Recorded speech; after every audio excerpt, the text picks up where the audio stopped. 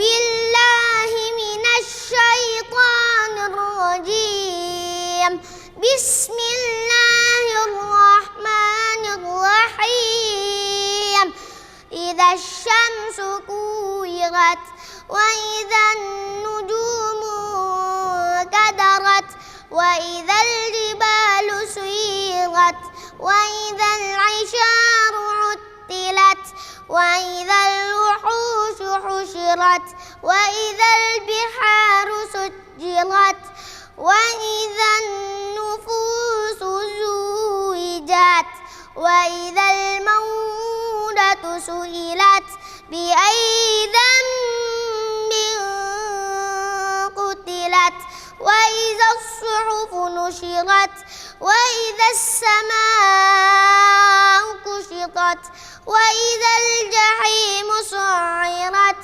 وإذا الجنة أزلفت علمت نفس ما أحضرت فلا أقسم بالخنس الجوار الكنس والليل إذا عسعس والصبح إذا تنفس إنه لقول رسول كريم ذي قوة عند ذي العرش مكين مطاع ثم أمين وما صاحبكم بمجنون ولقد رآه بالأفق المبين وما هو على الغيب بضنين وما هو بقول شيطان رجيم فأين تذهبون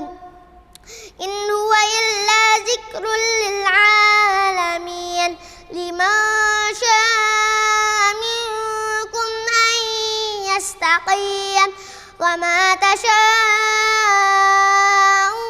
إلا أن يشاء الله رب العالمين صدق الله العظيم.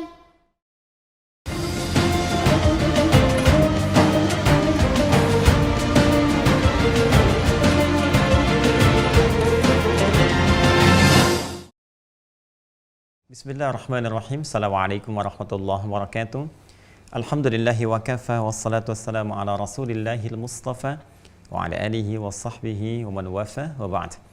Fa ya ahbaballahi wa ahbab rasulihi sallallahu alaihi wasallam usi nafsi wa iyyakum bitaqwallahi faqad fazal muttaqun fala tamutunna illa wa antum muslimun. Faqala ta'ala ya ayyuhalladzina amanu taqullaha haqqa taqatih wa la tamutunna illa wa antum muslimun. Saudara-saudariku dimanapun Anda berada, berjumpa kembali dalam kajian Aku Suka. Ayo kultum sejenak untuk berbuka, memasuki episode yang ke-10 bersamaan dengan hari ke-10 di bulan Ramadan tahun 1442 Hijrah.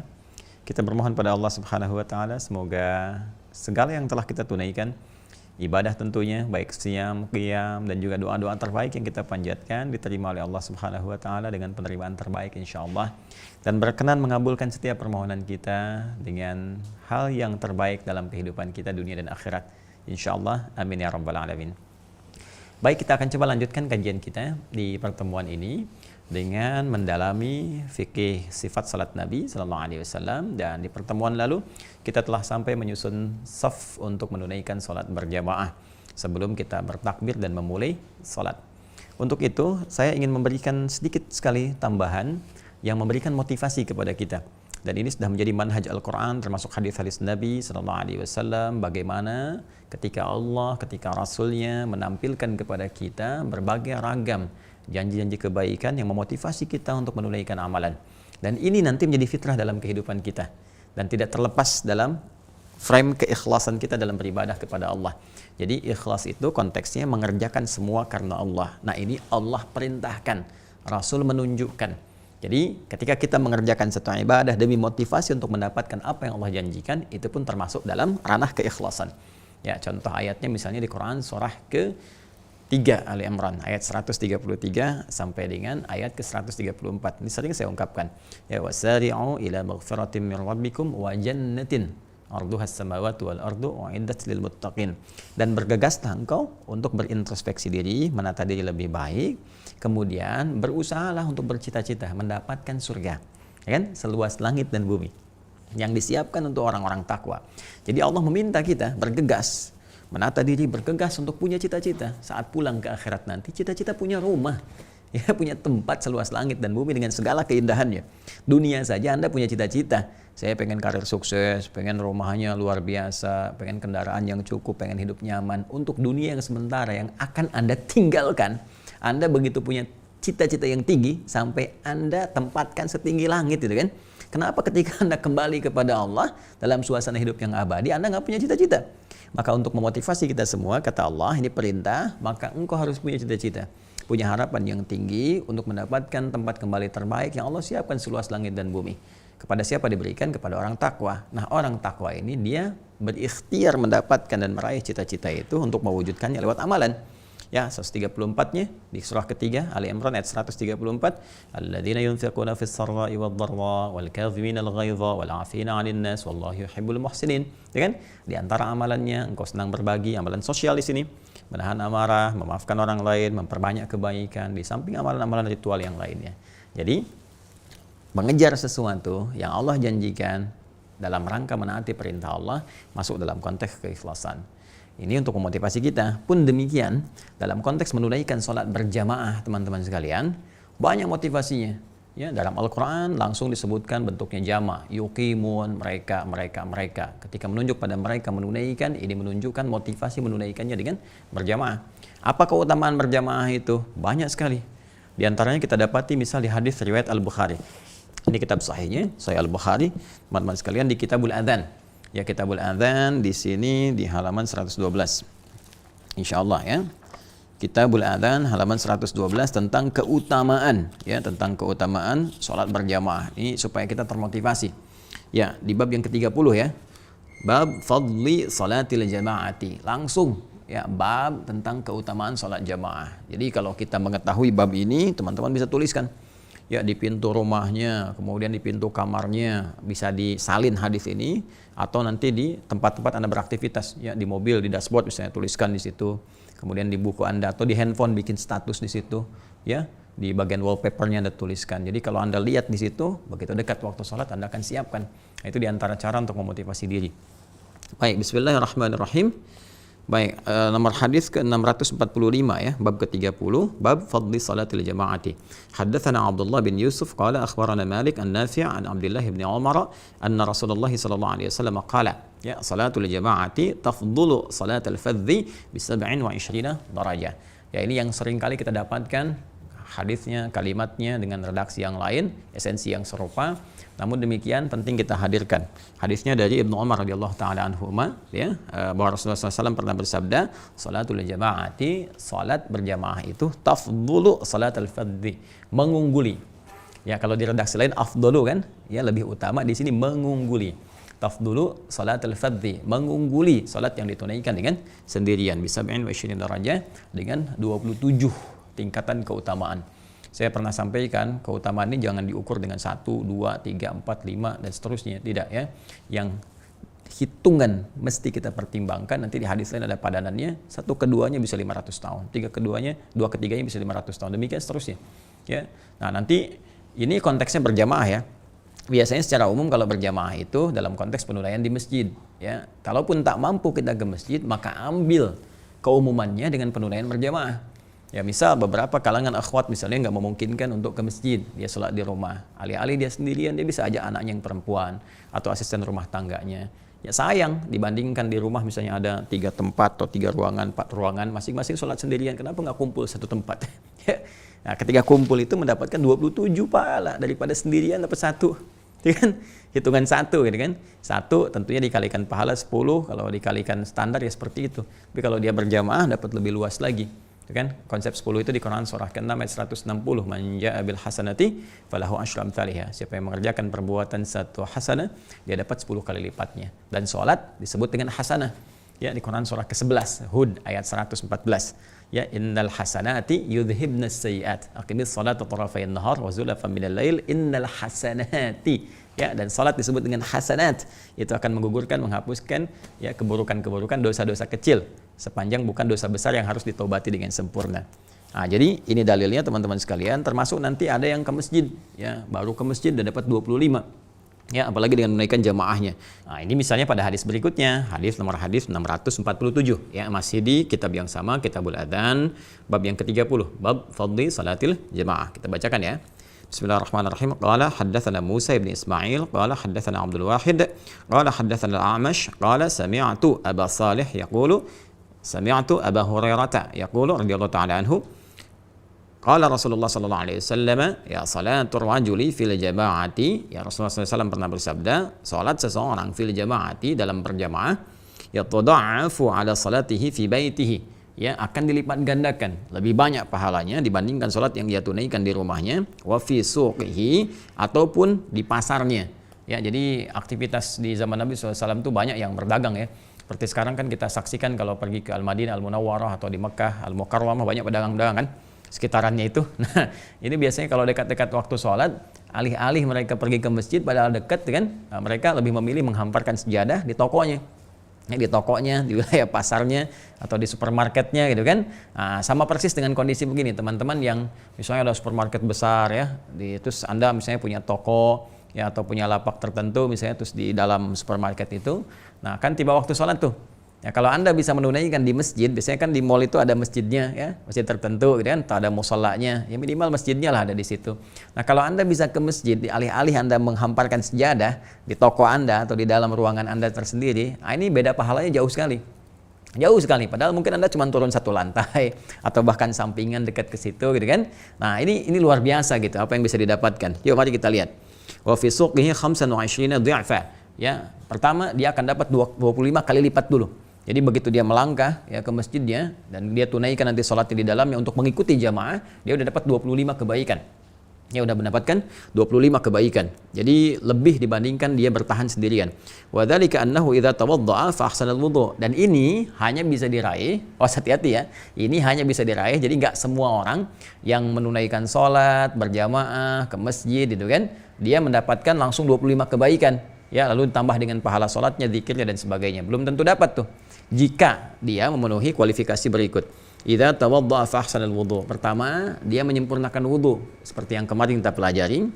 Kemudian tsumma kharaja ilal masjid, ya, lalu dia berangkat untuk menunaikannya di masjid. Jadi dapat 25 tadi otomatis ya keutamaannya, ya belum sholatnya ya.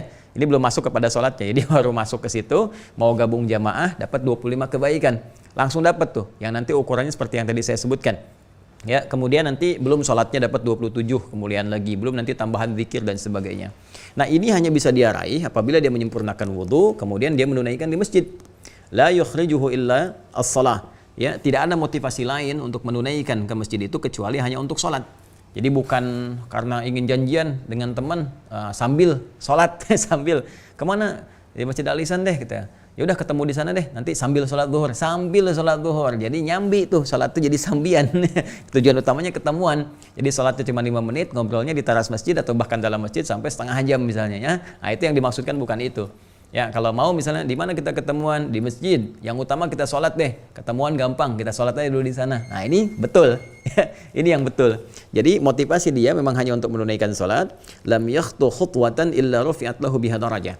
Allahu Akbar, Allahu Akbar, Allahu Akbar. Jadi bukan hanya dia dapat 25 kebaikan tadi, digandakan dari orang yang sholat sendirian. Bukan hanya nanti jaminan ada 27 ya kebaikan saat dia menunaikan sholatnya. Tapi setiap langkah yang ia lakukan demi menuju masjid untuk sholat itu setiap langkahnya dihitung oleh Allah Subhanahu Wa Taala, dicatat oleh malaikat, diperintahkan malaikat mencatat untuk menaikkan derajat dia di sisi Allah Subhanahu Wa Taala. Setiap langkahnya naik 1 derajat, setiap langkah naik 1 derajat. Jadi artinya Allah meningkatkan kemuliaan dia dalam setiap langkahnya. Jadi masjid itu luar biasa teman-teman. Dan biasanya kalau ada pahala begini, ini menunjukkan keistimewaan di balik ibadah itu. Makanya jangan dianggap ringan jamaah itu. Jangan dianggap ringan kita menunaikan sholat di masjid. Dan ada hikmah-hikmah lain yang di masa kini saya kira belum terpraktekkan keseluruhannya. Ya, hikmah saling mengenal, hikmah saling menguatkan, hikmah saling membantu, dan sebagainya itu belum muncul. Nah, mungkin satu waktu kita belajar memaknai lagi fikih masjid. Ya. Nah, di konteks ini saking pentingnya jamaah ini, maka setiap langkah yang dia lakukan menaikkan derajat dia di hadapan Allah. Jadi kalau Allah sudah naikkan kualitas hidup dia, nanti beberapa keberkahan akan turun. Ya, pendampingan kepada kebaikan. Kalau konsisten selama 40 hari, Allah hapuskan sifat nifak dalam dirinya, dijaga dalam kebaikan, diarahkan dalam kemuliaan. Ya. Kemudian illa rufi'at lahu biha darajah wa hatta anhu biha khati'ah. Allahu akbar. Dan akan dihapuskan setiap kesalahan. Ya, kesalahan-kesalahan kecil ya, sepanjang bukan dosa besar. Jadi ternyata membiasakan diri untuk ke masjid itu juga salah satu langkah untuk memperbaiki perilaku. Jadi akan berdampak pada perubahan perilaku. Oh, Masya Allah kalau semua anak-anak muda nih ya, saya ajak misalnya kalangan milenial, juga bukan hanya yang senior-senior atau yang sepuh-sepuh gitu kan. Ya kalau disebutkan nih ahli masjid, ya kebayang yang sepuh-sepuh tidak. Sekarang kita rubah persepsinya. Semua ke masjid. Anak kecil ke masjid, yang milenial ke masjid juga. Nah ternyata membiasakan diri ke masjid dengan orientasi sholat yang benar, itu bisa merubah perilaku menjadi baik. Ahli masjid itu pasti baik lah. Kalau dalam bahasa hadis, ahli masjid itu pasti baik. Ya, rel masjid itu pasti baik. Ya, bukan rel Madrid ya, rel masjid. Ya, real masjid pasti baik. Ya, jadi kalau kita membiasakan ke masjid dengan baik, melangkah dengan bagus tujuan sholat, itu akan merubah pribadi kita menjadi lebih baik. Ya, dan tanda kebaikan itu dengan dihapuskannya kebiasaan-kebiasaan buruk kita. Ya, jadi kalau kita punya kebiasaan yang nggak bagus, orang biasa ke masjid, maka tatapannya senang kepada yang baik. Begitu nanti melihat yang jelek langsung terpalingkan. Lisannya berubah kosakatanya, ya pulsa lisannya itu jadi lebih baik, ya bukan kata-kata kotor yang biasa keluar. Nah itu, jadi tandanya Allah menghapuskan kesalahan pada dirinya dengan mengganti melalui kebiasaan yang lebih baik. Fa idza shalla lam tazalil malaikatu tusalli alaihi ma dama fi musallahu. Allahu akbar. Ya, keutamaan yang lainnya lagi tadi baru berangkat ya, nyampe masjid udah dapat 25. Kemudian setiap langkah di perjalanan itu dihitung dengan meningkatkan kualitas kebaikan di sisi Allah. Derajatnya naik. Kemudian kesalahan-kesalahan yang terbiasa, kadang-kadang nggak sengaja salah atau terbiasa terbawa pada sesuatu yang tidak benar, itu dihapuskan oleh Allah. Ya kan? Selain dosa besar tentunya. Dan itu nanti mendorong kalau dosa-dosa kecil itu hilang, dosa-dosa besar itu akan terdorong untuk ditaubati. Ya. Kemudian sepanjang dia berangkat di perjalanan itu, malaikat memohon kepada Allah kebaikan. Ya, bersolawat meminta kebaikan. Salawatnya malaikat itu minta kebaikan kepada kita. Jadi jangan dianggap ringan tuh. Ya, jangan dianggap ringan. Anda setiap berangkat ke masjid semakin panjang ya jaraknya gitu kan. Kita tempuh. Nah, itu malaikat memberikan solawat banyak gitu ya, minta kepada Allah kebaikan untuk kita. Tapi jangan dipanjang-panjangin. Ini rumah Anda, ini masjid. Harusnya tinggal 3 meter Anda muter dulu misalnya. Wah, ini rumah Anda di Bekasi, gitu kan? Cuman tinggal gini aja 3 langkahnya muter dulu ke Senayan, ya tertinggal jamaah aja nih. Jadi ya dia memahami hadis mesti jelas juga ya. Jadi bukan berarti seperti itu dibuat-buat. Ya tetap ada sholawat. Apa kalimat malaikatnya? Allahumma salli alaihi, Allahumma arhamhu. Allahu akbar. Allahumma salli alaihi. Ya Allah, mohon berikan segala kebaikan kepadanya. Jadi minta Allah berikan sholawat. Sholawat dari Allah itu maknanya bisa banyak, bisa hidayah. Ya, hidayah petunjuk kebaikan. Bisa juga pemberi solusi dari persoalan. Ada orang dapat hidayah dari Allah, dapat salawat dari Allah. Ya, seperti di Quran surah ke-2 Al-Baqarah ayat 157. Orang-orang yang sabar dalam menghadapi ujian, orang-orang yang menyerahkan semua kepada Allah, berikhtiar dengan baik, ulaika alaihim salawatum min rabbihim wa rahmah. Mereka itu orang-orang yang mendapatkan salawat dari Allah. Salawat dari Allah itu tadi bisa berupa hidayah, bisa berupa ampunan, maghfirah dari Allah Subhanahu wa taala. Ya, dan malaikat meminta, ya Allah, ampuni dosanya. Ya Allah, ampuni dosanya. Ya Allah, berikan dia petunjuk dalam hidupnya supaya lebih baik. Ya Allah, jadikan sisa hidupnya hayatan thayyibah, akhirnya husnul khatimah. Warhamhu, dan sayangi dia. Ya, warhamhu, dan sayangi dia ya Allah. Wala yazalu ahadukum fi salatin man tadhara as-salata. Dan Masya Allah, ya di keadaan dia dihitung sedang berada dalam kondisi sholat walaupun dia sedang menunggu sholatnya. Ya, Masya Allah tuh berapa banyak kemuliaannya. Jadi satu tadi sudah dapat pahala 25 langsung, padahal belum menunaikan sholatnya gitu kan. Nanti pas sholat ditunaikan dapat lagi 27. Kemudian yang kedua, setiap langkahnya menaikkan derajat di sisi Allah. Ketiga, menghapuskan kesalahan-kesalahan dia, mengganti kebiasaan lebih baik. Keempat, dia mendapat sholawat dari malaikat, meminta kepada Allah mengampuni dosanya, memberi dia hidayah, kemudian juga menyayangi dia. Dan yang kelima, dihitung dia dalam keadaan sedang sholat. Dalam arti dalam suasana sholat. Jadi kalau sedang dalam suasana sholat, ya pahala terus mengalir kepadanya. Ya, terus mengalir. Ya, sampai dia menunaikan sholatnya, dapat lagi 27. Jadi kurang apa tuh? Ini menunjukkan 5 kemuliaan ini, teman-teman sekalian, menunjukkan ada hal yang sangat besar dalam jamaah. Ya, dan sayangnya tadi tidak teraplikasikan dengan baik gitu kan, di kekinian. Kita harus kembali lagi menggali dari kitab-kitab aslinya. Ya, referensi sumbernya. Jadi belajar Islamnya mesti benar, kita mesti ngaji lagi gitu. ngaji lagi, pahami dan amalkan. Jadi jangan sampai hadis-hadis ini jadi penguasaan hafalan saja, lomba-lomba hafalan hadis, lomba-lomba hafalan Quran, tapi maknanya nggak kita terjemahkan. Ya berpahala bagus ada, cuma implementasinya nggak nampak nantinya. Kenikmatan beragama itu nggak terasakan, gitu kan? Karena itu pentingnya kita menunaikan sholat dengan baik dan motivasi jamaah untuk menata kita lebih mulia. Nah ini mohon izin teman-teman, saya awali dengan pemaparan ini karena kemarin kan kita baru belajar menata saf kan, ada Kak Amil, ada Mbak Amel, juga ada Om Yugi kemarin. Jadi untuk memberikan gambaran motivasi supaya arah kita sholat itu dahulukan jamaah, ya sholat sendirian itu belakangan, kalau ada uzur-uzur tertentu baru sendirian. Tapi sepanjang kita mampu maksimalkan ke masjid, ya tak mampu kita ke masjid, maka di rumah atau di tempat kerja kita, di kantor kah, atau di pasar misalnya, sekarang di supermarket dan sebagainya, bikin suasana berjamaah. Ya setidaknya kemuliaan-kemuliaan jamaah itu dapat. Ya walaupun mungkin tidak ke masjid. Kalau masjid kan tadi dapat 5 hal lain kan, tapi jamaah dapat 27-nya kan. Ingat kalau kita jamaahnya salatul jamaati gitu kan, tafdulu an salatil fardhi atau afdalu min salatil fardhi bisa 27 darajah, itu salatnya dapat 27. Ya tapi kita kalau ke masjid dapat 5 lagi. Ya tambahan 25 tadi, diangkat setiap langkah 1 derajat, dihilangkan kesalahan-kesalahan, malaikat bersalawat, dan Allah menjadikan keadaan dia menunggu salat masih dalam keadaan salat yang melimpahkan banyak pahala. Jelas ya? Nah kalau sudah jelas, mari kita mulai praktek salatnya untuk saat ini teman-teman sekalian. Dan ini sesuatu yang penting karena ini akan sangat menentukan bagaimana kita memulai untuk menunaikan salat. Di sini ya, di sini kemudian hitungan syariat salat mulai akan jadi hitungan fikih karena salat akan dibuka dengan praktek ini. Jadi yang pertama pendahuluan wudu sebagai syarat salat, menghadap ke arah kiblat sebagai benarnya salat, kan? Sudah kita terangkan, nyusun saf keutamaan min husnis salat, terutama hal yang menyempurnakan salat. Jadi jumhur menyebutnya sebagai sesuatu yang sunnah, walaupun sebagian dari Hanabilah khususnya menyebut itu bagian dari yang wajib untuk bisa menjadikan salat lebih sempurna. Nah, namun semua ulama sepakat bahwa pembukaan salat dihitung saat praktek ini yang akan kita buka, yaitu takbir. Nah, bagaimana bertakbir dengan benar? Ini akan kita turunkan dulu dari 3 bahasan utama. Jadi semua pembahasan kita dari awal ini sampai akhir akan mengacu pada 3 hal. Ya, 1, kita akan bicara caranya. Kan? Yang kedua, kita akan terangkan bacaannya. Dan yang ketiga, kita akan bahas esensi atau hikmahnya.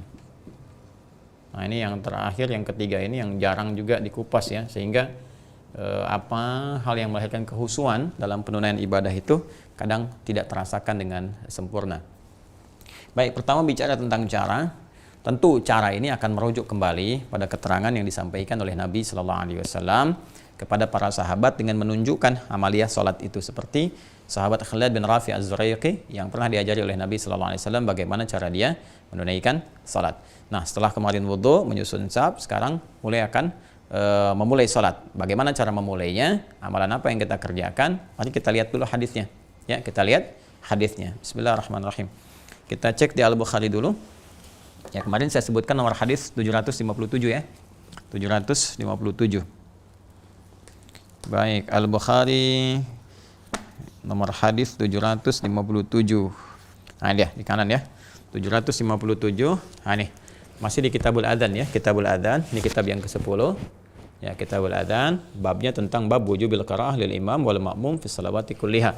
Ya, fil hadri was safari wa ma yujharu fiha wa ma yukhafat. Ya, bab tentang bacaan imam dan makmum di dalam salat, baik dalam salat yang hadir, mukim ataupun safar, jahar ataupun silent. Jadi masuknya bab qiraah, tapi di sini ada praktek penunaian salat karena dimasukkan dalam konteks ini. Ini fakihnya Imam Al-Bukhari. Karena nanti ada bagian dalam hadis itu bukan pengulangannya di Al-Bukhari itu. Kalau ada di hadis termasuk bab ini, maka Imam Al-Bukhari mengingatkan lagi bahwa ini pun termasuk penguat dari bab dimaksud. Baik, kita bacakan ini ya, 757 ya. Teman-teman sekalian. Bismillahirrahmanirrahim. Qala haddatsana Muhammad bin Bashar, qala haddatsana Yahya bin Ubaidillah, qala haddatsani Sa'id bin Abi Sa'id an abihi an Abi Hurairah. Betul ya rawinya Abu Hurairah radhiyallahu taala anhu anna Rasulullah sallallahu alaihi wasallam dakhala al-masjid, bahwa Nabi sallallahu alaihi wasallam Rasulullah sallallahu alaihi wasallam memasuki masjid, yaitu Masjid An-Nabawi, ya kan? Fadakhala rajulun, maka masuk pula ya setelah itu seorang lelaki. Ya, ingat pakai fa kan? Jadi ketika masuk Nabi sallallahu alaihi wasallam, seketika masuk pula seorang lelaki. Fa shalla, maka lelaki itu kemudian salat, Ya, jadi Nabi sudah masuk, Nabi dalam aktivitas, lelaki itu kemudian sholat. Ya, ini menunjukkan dia sholat tahiyatul masjid ya. Menunjukkan dia sholat tahiyatul masjid karena dia sendirian sholatnya. Atau Allahu alam sholat apa yang dia tunaikan, apakah tahiyatul masjid, apakah waktu duha dan sebagainya. Yang pasti di sini tidak menunjukkan jemaah. Ya, yang pasti dia masuk sholat kemudian dia setelah sholat itu mendatangi Nabi SAW. Nah, kalau kita katakan tahiyatul masjid lebih aman karena semua sholat yang dilakukan pertama kali di masjid apapun jenisnya itu masuk tahiyatul masjid nama umumnya. Fasallama, maka dia sholat kemudian fasallama ala Nabi SAW, datang kepada Nabi SAW mengucapkan salam. Ya, faradda waqala, maka Nabi SAW pun menjawab salamnya. Waqala, kemudian Nabi SAW bersabda, irji' fasalli fa innaka lam tusalli, seperti saya sampaikan di awal mula. Ya, kembali lagi kamu sholat karena engkau belum sholat. Karena engkau belum sholat. Faraja'a yusalli kama shalla, maka dia kembali sholat seperti tadi dia sholat. Ya, kemudian thumma ja'a fasallama, lalu datang lagi kepada Nabi SAW mengucapkan salam. Kemudian thumma ja'a fasallama ala Nabi SAW faqala, Nabi SAW merespon lagi. Ya, kalimat yang sama, irji' salli fa innaka lam tusalli, kamu balik lagi sholat karena kamu belum sholat. Jadi persis seperti yang saya sampaikan di awal itu, ya, kisah laki ini yang diduga oleh para rawi namanya Khalad bin Rafi Az-Zuraiqi. Thalathan, sampai 3 kali. Ya, sampai 3 kali. Faqala, maka ia kemudian berkata lelaki tadi yaitu Khalad bin Rafi Az-Zuraiqi, "Walladzi ba'atsaka bil haqq." Ya Rasulullah, demi Allah yang telah mengutus engkau dengan segala kebenaran. Ya, ini Masya Allah, jadi sahabat tuh begitu. Jadi ke Nabi itu memang keyakinannya paripurna. Ya, nggak ada keraguan gitu. Jadi apapun yang disampaikan Nabi itu yakini, kerjain. Sami'na wa ata'na. Jadi kalimat sami'na wa ata'na itu nggak pakai nawar. Ya, nggak harus nawar-nawar. Kenapa begini ya? Kenapa zuhur 4 rakaat ya? Kenapa subuh 2 ya? Ya, kenapa warisan begini? Kenapa? Ya, itu namanya imannya belum sempurna. Iman tuh yakin. Ya, walaupun pada apa yang belum kita pahami, yakin dulu. Ntar hikmah datang. Hikmah itu membimbing akal kita supaya paham. Jadi kalau kita mendahulukan akal pada apa yang seharusnya dipahami oleh hati, nggak akan nyambung, ya, nggak akan nyambung. Ya, jadi di sini penting sekali kita kembalikan lagi teman-teman sekalian. Ini kebiasaan, ini orang awam aja di zaman Nabi itu yakinnya luar biasa. Walladzi ba'atsaka bil haqq. Ya Rasulullah SAW, demi Allah yang telah mengutus engkau dengan segala kebenaran. Keyakinan paripurna di sini. Ma uhsinu ghairah. Ya, saya nggak bisa lebih bagus lagi dari yang saya tadi lakukan. Jadi memang ilmunya segitu.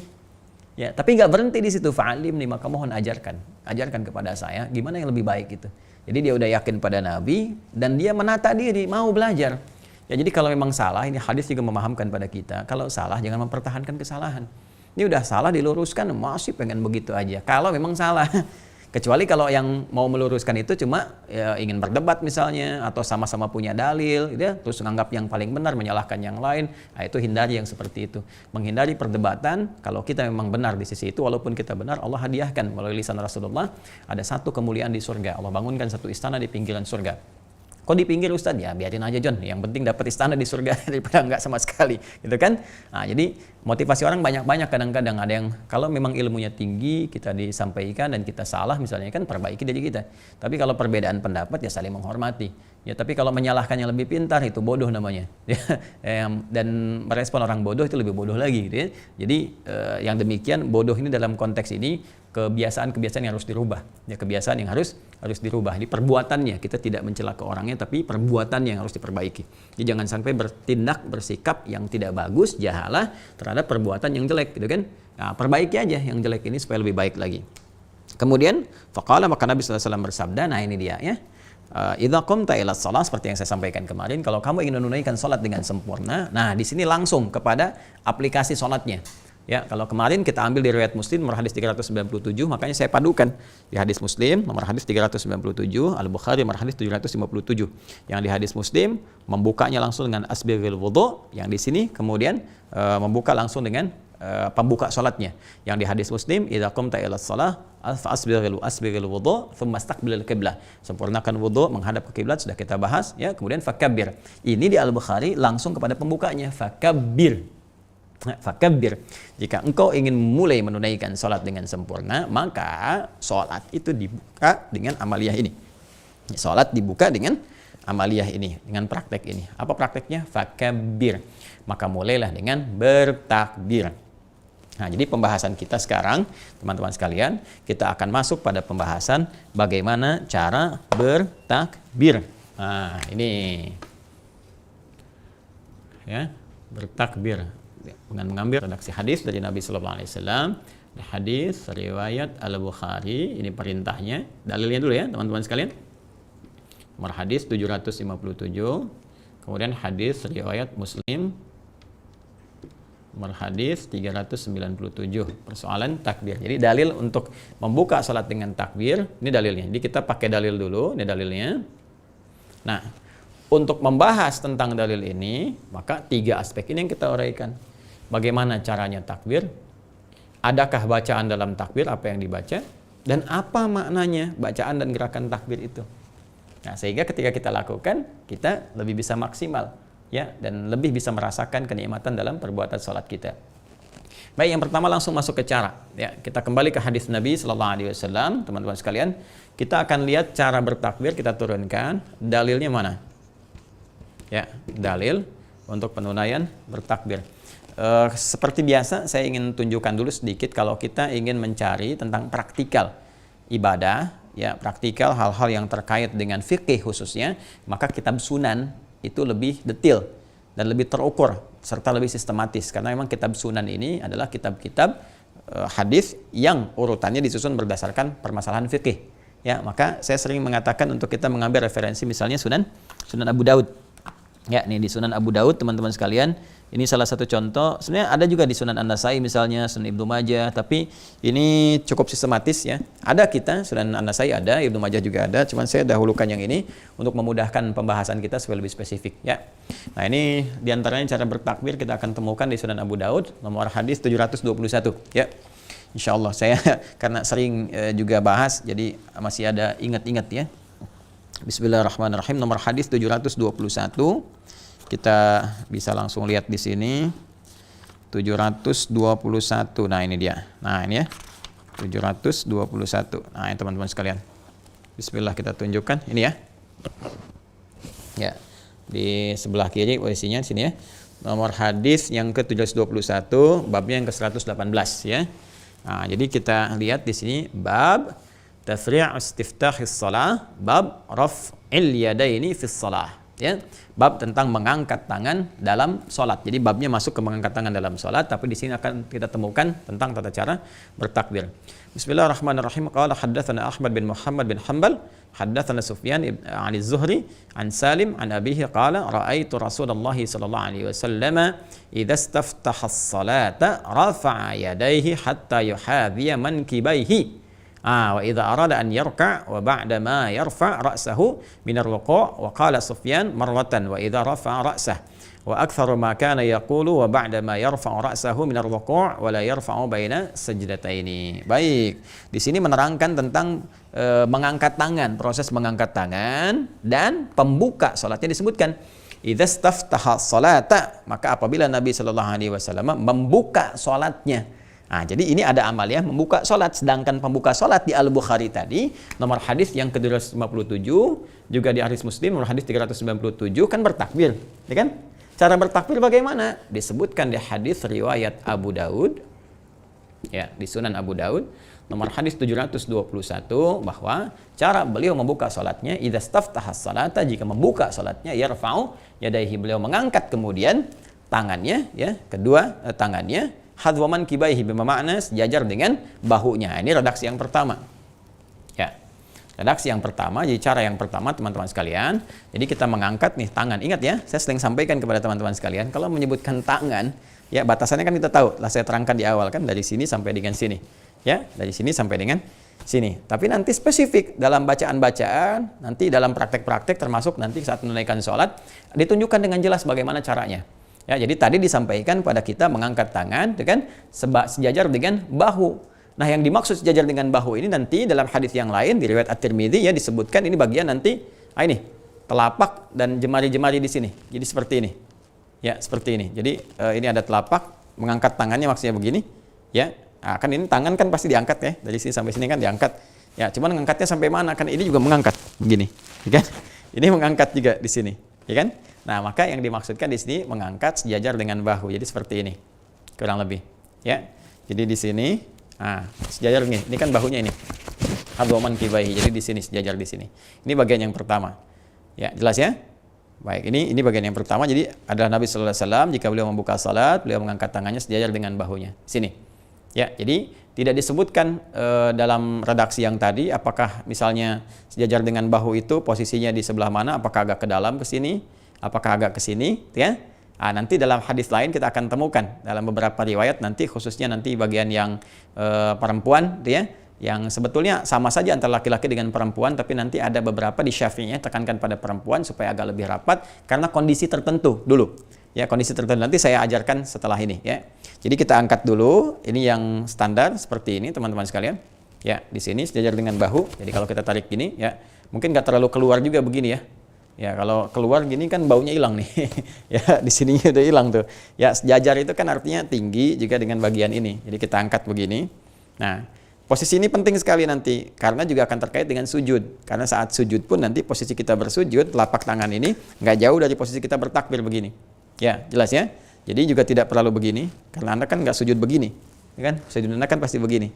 Jadi kita tarik sejajar dengan bahu, dari sini bahu turunkan ke sini. Ya, begini ya. Kalau ke sini jadi dada. Ya, sini. Ya, di sini teman-teman sekalian. Jadi tidak terlalu begini dan tidak begini. Ya. Ya, jadi saya kadang sering ada juga beberapa praktek yang Allah, gitu kan? Nah, itu enggak ada dia. Jadi hanya ditarik ke sini saja.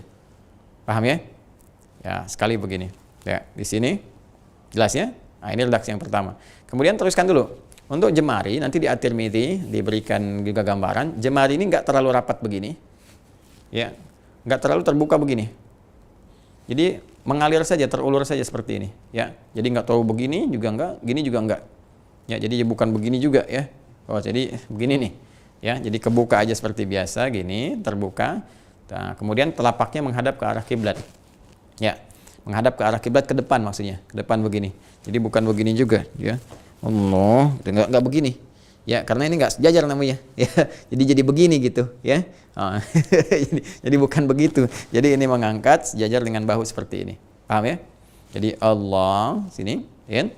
Nah, ini teman-teman sekalian, ini jadi ini mengalir saja, ya, terulur saja, jadi tidak begini, tapi seperti rileks ya. Satu ini. Yang kedua nanti di riwayat An-Nasa'i, jadi mengangkat sejajar dengan daun telinga di sini. Ya, sejajar dengan daun telinga. Jadi di sini bisa kita begini atau ditempelkan ini, yang jempolnya bisa menempel ke sini ke telinga itu ya. Nah, jadi bisa ke sini atau bisa juga sejajar, cukup sejajar di sini. Jadi kalau tadi di sini, sekarang ke sini. Ya, agak ke atas sedikit. Nah, ini mana yang paling nyaman saja yang bisa kita lakukan. Ya, mana yang paling nyaman? Mungkin nyamannya di sini, ya di sini silahkan bertakbir, gini kan. Nah, kalau nyamannya misalnya di sini ke atas seperti ini, ya. Baik, walaupun nanti di beberapa di madhab itu ada kalangan spesifik, misalnya untuk yang perempuan lebih mengambil kepada yang kedua untuk merekatkan seperti ini. Ya, merekatkan di sini gitu. Merekatkan di sini lebih rapat ya. Kenapa? Ada kondisi kita ambil kalau saya teliti gitu kan, pelan-pelan kita melihat ternyata kan salah satunya faktor dari pakaian busana yang dikenakan. Kalau sekarang kan udah pakai mukena ya, enak aja gitu, takbirnya bisa begini juga nyaman, gak ada masalah karena longgar kan, jilbab juga longgar gitu kan. Tapi kan dalam kondisi-kondisi tertentu di tempat lain kan gak ada mukena. Ya, kadang-kadang ada yang cuma misalnya jilbabnya juga nggak terlalu panjang ketika mau dipakai sholat kan, tutup hanya sebatas yang ke batasan paling minimalnya gitu kan, minimal kan lewat dada segini ya, minimal. Jadi minimal untuk perempuan itu melewati dada. Jadi bukan di sini ya, jadi turun ke sini. Ya, yudnina min jalabibihinna gitu kan, bahasa Al-Qur'annya rendahkan dari jilbab yang kau kenakan itu, kerudung yang kau kenakan, longgarkan. Ya, yang sekiranya kemudian dengan longgar itu enggak terlalu ketat sehingga menampakkan aurat itu ditutup tapi terlihat tuh kan lekuk tubuh dan sebagainya. Kemudian yang kedua juga menutupi melewati dada gitu ya, melewati itu. Nah, nanti kalau menggunakan yang standar di sini otomatis ketika dia mau bertakbir, kalau dia terbuka begini kan terangkat tuh. Ya, dia begini terangkat gitu kan. Maka di sini ada yang kemudian agak ke dalam ya, agak begini tuh. Ya, agak ke dalam, agak begini atau di sini tapi agak rapat di sini. Ya, nah ini boleh juga yang demikian supaya tidak terlalu mengangkat berlebihan sehingga terbuka sebagian auratnya. Tapi kalau sudah pakai mukena sudah begini, mau begini nggak ada masalah. Atau yang laki-laki mau di sini pun nggak ada persoalan. Ininya agak sedikit rapat tentunya. Ya, karena kalau kita begini, ya kalau mau mendekat ke telinga kan agak rapat ya. Kalau tidak kan bisa begini saja. Jadi bisa di sini satu, bisa di sini dua, sejajar dengan telinga, atau agak merapat ke sini nggak ada masalah. Jelas ya? Nah, jadi ini dari tiga cara. Satu, hadwa mankibaihi. Kemudian udhunaihi dengan sejajar dengan dua telinganya di sini, ya, atau agak merapatkan ke sini nggak ada masalah. Yang penting mana di antara nyamannya saja. Mana di antara nyamannya. Itu gerakan yang pertama begini. Baik, paham sekarang? Nanti kalau sudah paham, semua referensi disampaikan, praktek juga diuraikan. Tinggal sekarang bacaannya apa? Ini. Ya. Maka di Abu Daud nanti diteruskan fayaqulu Allahu Akbar. Maka dengan dia mengangkat tangan itu, dengan dia membuka salatnya itu, fayaqulu dia mengucapkan Allahu Akbar. Allahu Akbar. Nah ini ya. Jadi ini yang diucapkan. Dan gak usah ngarang-ngarang ya. Nama Allah kan banyak, Asmaul Husna banyak. Ya kenapa enggak Allahul Azim, Allahur Rahman, Allahul Karim? Tidak. Salat itu spesifik. Sallu kama ra'aitumuni usalli. Salatlah kalian persis seperti melihat aku salat, kata Nabi sallallahu alaihi wasallam. Ya, jadi ketika Nabi membimbing menggunakan kalimat yang jelas Allahu Akbar, maka ucapkan. Nah, cara mengucapkan ini antara mengangkat dengan mengucapkan, teman-teman, bisa ada 3 cara. Ya, bisa ada tiga cara. Pertama, ini yang paling populer, bersamaan mengangkat dengan mengucapkan. Jadi begitu mengangkat, ya kan? Allahu Akbar, ya kan?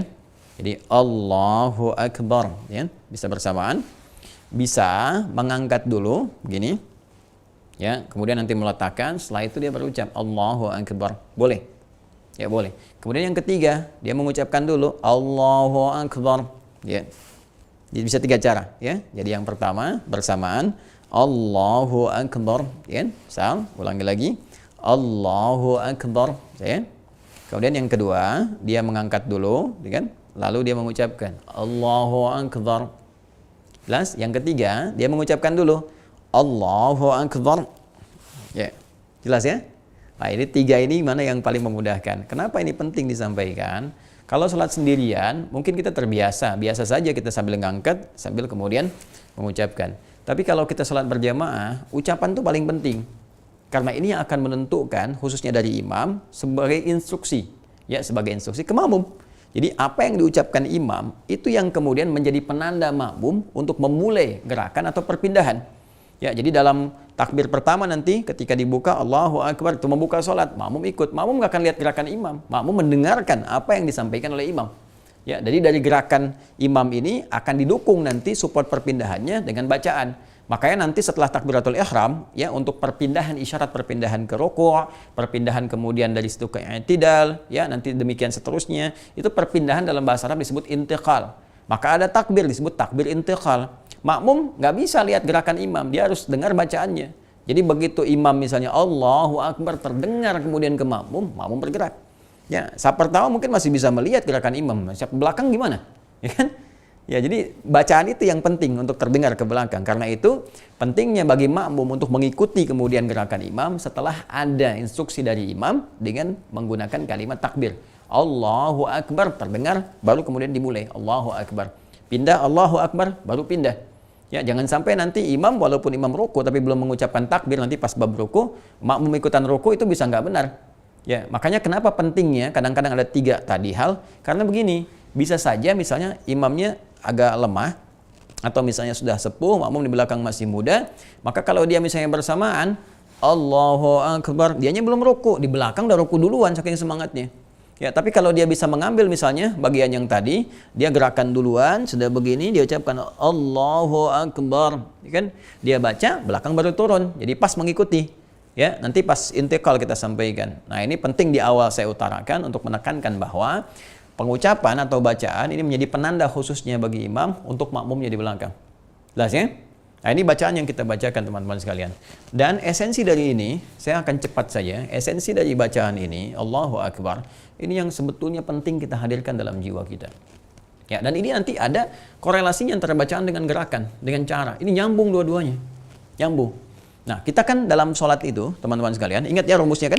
Rumusnya ingat betul bahwa saat kita memulai sholat, masih ingat cara khusyuk dalam sholat? Di awal saya terangkan, kan? Kita merasakan akan menghadap kepada Allah. Mungkin sholat yang terakhir yang kita lakukan. Pakaian kita kenakan yang terbaik yang bisa kita lakukan. Wudhu yang sempurna. Kita taubat kepada Allah. Ini kan? Lalu tiba kemudian kita menghadap Allah. Kita hadirkan perasaan kita menghadap. Kan? Kita sedang menghadap dengan baik kepada Zat yang menciptakan kita, kepada Tuhan kita, Rabb kita, Masya Allah, la ilaha illa huwa, Allahu ahad, Allahu samad. Lalu ketika kita kemudian bertakbir, kita mengucapkan Allahu Akbar. Itu, teman-teman sekalian, diucapkan oleh lisan. Ini rumusnya. Ingat, Quran surah 29 ayat 45, baca, pahami, amalkan. Rumusnya 3, baca, setiap bacaan itu baca oleh lisan, terjemahkan oleh pikiran, dan maknai oleh hati. Maknai oleh hati. Jadi begitu kita mengucapkan Allahu Akbar, kita harus tahu artinya. Pikiran menerjemahkan Allah Maha Besar, itu artinya. Hati meresapi, ya Allah, aku menetapkan sekarang Kau yang Maha Besar. Namun aku mohon ampun kepadamu ya Allah. Dalam hidup ini terkadang aku selalu membawa kebesaran dalam diriku, sombong terhadap orang lain, merasa yang lebih hebat, merasa yang lebih sempurna. Ya Allah, gitu kan? Nah, kita membawa suasana itu dalam jiwa kita. Jadi di pikiran kita menerjemahkan. Kenapa penting terjemahan itu ada? Supaya pikiran kita nggak dimainkan setan. Sebab nanti ada setan menggoda khusus orang sholat. Ya namanya khanzab, ada yang menyebut dengan khinzib. Jadi dalam hadis disebutkan jika Anda sudah mulai bertakbir, nih sebelum takbir tuh kita bisa siap fokus begini. Tapi begitu Anda takbir, ketika Anda mulai bertakbir, fayaqulu syaitanu, maka setan ini mulai bertugas. Ya, dinasnya khusus saat sholat, menggoda orang sholat. Fayaqulu syaitanu, maka dia berkata kepada orang sholat ini, udhkur kada, ingat ini ya, ingat itu ya. Ya, sehingga wajar ketika orang mulai bertakbir kalau dia tidak mencoba memahami, menerjemahkan apa yang dia baca, merasakan apa yang dia lakukan, itu wajar begitu dia takbir Allahu Akbar, lisannya Allahu Akbar, tapi setan mengacaukan pikirannya sehingga handphone hu akbar, ya pekerjaan hu akbar, TV hu akbar, ya cemilan hu akbar dan sebagainya, uang hu akbar, ya sehingga ada orang yang sengaja membatalkan sholat untuk hanya menjawab telepon. Ya Allahu Akbar, tang ting tung ting tang ting tung tang ting tung ting tang ting tung, angkat dulu, ya, batalin, jawab, ya, dan sebagainya. Maka orang-orang yang ingin khusyuk dalam sholat nggak akan begitu, dia akan pastikan handphonenya silent atau dia matikan terlebih dahulu. Ya karena sekarang kita akan menghadap yang lebih hebat, lebih agung dibandingkan pekerjaan kita, bahkan diri kita sendiri. Karena itu kita siapkan, kita katakan Allahu Akbar. Ya Allah Maha Besar, kemudian rasakan di jiwa kita, ya Allah, aku mengatakan berkomitmen Kau yang paling hebat, Kau yang paling agung, aku mohon ampun ya Allah dalam hidup ini selalu merasa besar terhadap orang lain, sombong terhadap orang lain, merasa yang lebih angkuh, merasa yang lebih hebat, merasa yang lebih tinggi ilmu, tinggi kedudukan dibanding orang. Makanya nanti ini nyambung ke doa iftitah.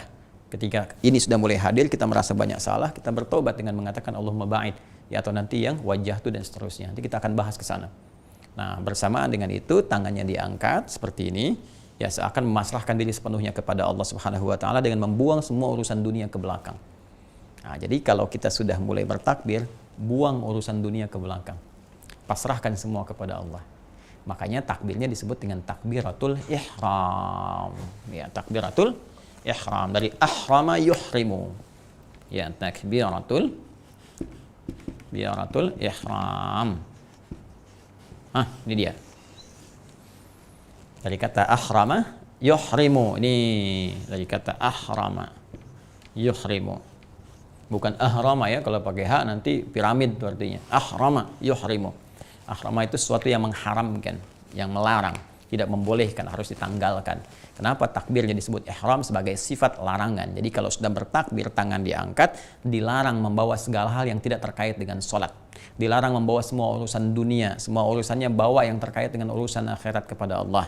Kalaupun mau bawa di dalam konteks dunia, bawa dalam konteks penghambaan kita kepada Allah untuk bermohon, ya, untuk berdoa dan sebagainya. Jadi buang urusan-urusan yang nggak penting yang tidak terkait dengan sholat ke belakang, tanggalkan, dilarang dibawa dalam sholat. Ini maknanya. Makanya tangan kita bergerak begini, pasrah kepada Allah, buang semua urusan yang nggak terkait dengan sholat ke belakang, haram dibawa dalam sholat, ya. Maka ihram, takbir yang mengharamkan segala yang tidak terkait dengan sholat, semua aktivitas tinggalkan, tanggalkan, dan fokuskan diri kita khusyuk kepada Allah Subhanahu wa taala. Jelas ya? Nah, pertanyaannya, apakah dengan kita mengangkat begini otomatis langsung kemudian seorang bisa khusyuk? Setelah mengangkat ini, apakah tangan di sini aja sampai selesai? Atau diturunkan, disimpan? Kalau nyimpan bagaimana? Di mana disimpannya? Apakah di sini, ataukah di sini, atau di sini? Apakah begini, atau begini, atau begini, atau begini? Kan? Nah, mana di antara itu yang dibenarkan sesuai petunjuk dengan hadis-hadis Nabi dan petunjuk Rasulullah SAW? Insya Allah kita akan bahas di pertemuan yang berikutnya, di edisi yang ke-11. Masya Allah, nggak terasa ya, sudah 10 hari. Ya, udah belajar pelan-pelan untuk menyempurnakan, mudah-mudahan lebih baik dari apa yang pernah kita kerjakan. Bisa dipahami, bisa dicek lagi kalau ada benar dari Allah dan Rasulnya. Kalau salah itu dari saya, pemahaman mungkin yang kurang, ilmu yang kurang. Semoga Allah mengampuni, teman-teman bisa memaafkan dan bisa belajar lebih luas dari manapun sepanjang itu sesuai dengan petunjuk Al-Quran dan hadis-hadis Nabi SAW. Saya kira itu yang bisa saya sampaikan. Semoga bermanfaat, semoga Allah berikan kemuliaan pada kita. Allahumma taqabbal minna innaka antas samiul alim wa tub alaina innaka antat tawwabur rahim. Rabbana ya Allah, Rabbana taqabbal minna ya Allah, taqabbal minna kull a'malina salihah wa khasatan fi hadhihi al-ayyam ramadaniyah min siyamina wa ruku'ina wa sujudina wa salawatina wa tamim taqsirina ya Allah ya arhamar rahimin. Wa sallallahu ala sayyidina Muhammad wa ala alihi wa sahbihi ajma'in wa akhiru da'wana alhamdulillahi rabbil alamin. Subhanakallahumma bihamdika nashhadu an la ilaha illa anta nastaghfiruka wa atubu ilaik. Assalamualaikum warahmatullahi wabarakatuh.